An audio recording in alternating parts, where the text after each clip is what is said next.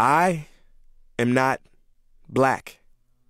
I mean, that's what the world calls me, but it's not me. I didn't come out of my mother's womb saying, "Hey everybody, I'm black." No, I was taught to be black, and you were taught to call me that, along with whatever you call yourself. It's just a label. See, from birth, the world force feeds us these labels, and eventually we all swallow them. We digest and accept the labels, never ever doubting them. But there's one problem. Labels are not you, and labels are not me. Labels are just labels. But who we truly are is not skin deep.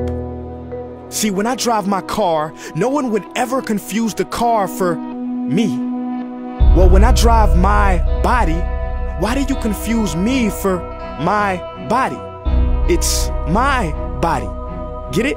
Not me. Let me break it down. See, our bodies are just cars that we operate and drive around.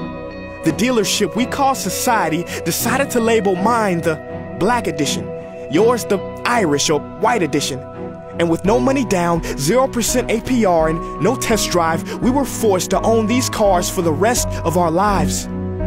Forgive me, but I fail to see the logic or pride in defining myself or judging another by the cars we drive. Because who we truly are is found inside.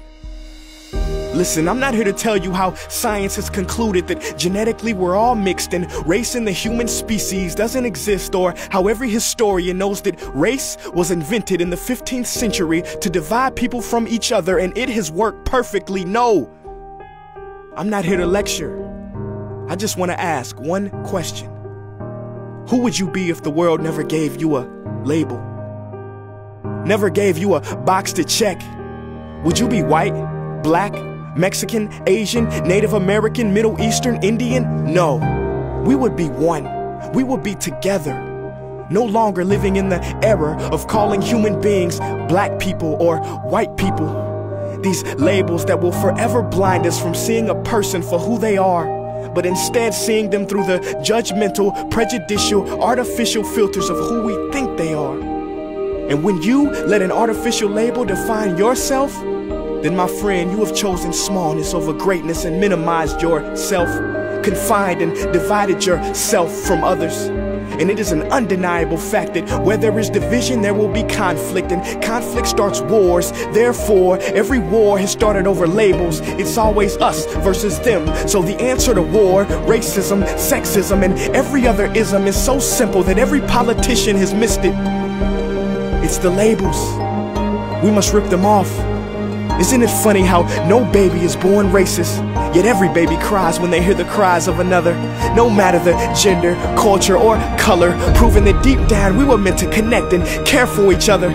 That is our mission, and that is not my opinion. That is the truth in a world that has sold us fiction. Please listen, labels only distort our vision, which is why half of those watching this will dismiss it or feel resistance and conflicted. But just remember, so did the caterpillar before it broke through its shell and became the magnificent butterfly. Well, these labels are our shells, and we must do the same thing so we can finally spread our wings. Human beings were not meant to be slapped with labels like groceries and supermarkets. DNA cannot be regulated by the FDA. We were meant to be free, and only until we remove them all and stop living and thinking so small will we be free to see ourselves and each other for who we truly are.